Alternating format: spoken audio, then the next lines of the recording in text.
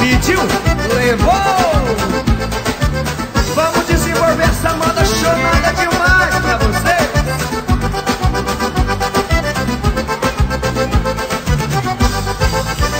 Mulher de amigo meu, é instrumento musical pra tocar carinhosamente, delicadamente, etc e tal.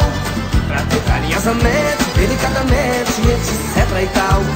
Que papo é esse? Ai, eu quero ver. É isso, seu Monteiro? Ixi. Mulher de amigo meu, O que é, cara? pra mim é pandeiro. Pandeiro? Mulher de amigo meu, Nossa senhora. pra mim é pandeiro. Eu vou doidão e meto a mão. Eu vou doidão e meto a mão. Eu vou doidão e meto a mão. Eu vou doidão e meto a mão. Que papo é esse? Que é isso, seu João? Mulher de amigo meu, pra mim é violão. Mulher de amigo meu, pra mim é violão. Eu vou sem medo e meto o dedo.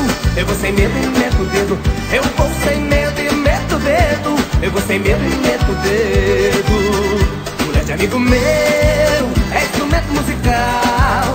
Trato carinhosamente, delicadamente, etc e tal. Trato carinhosamente, delicadamente, etc e tal. Ô Gilson, o que você faz com ele ali do céu, rapaz? Rapaz, eu trato com o maior carinho, maior respeito, bicho. Cuidado, tem um monte aqui. Senão vai acertar a boca da égua, menino.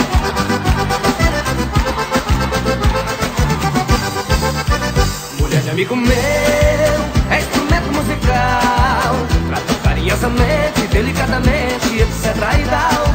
Trato carinhosamente, delicadamente, etc e tal. Que papo é esse? Que é isso, seu maneco? Mulher de amigo meu, O que é?